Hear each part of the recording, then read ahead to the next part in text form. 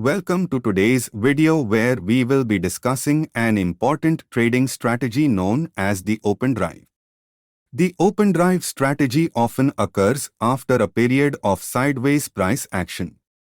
This is where the price has been moving within a tight channel, and it's important to note that the move should be one-sided. This means that the price was driven aggressively and steadily in one direction.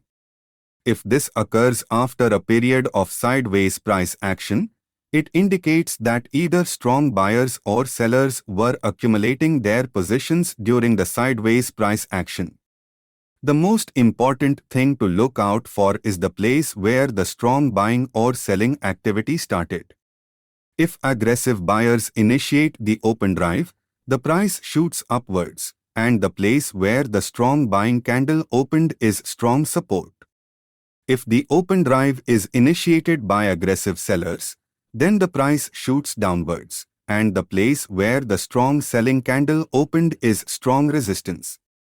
Thank you for watching.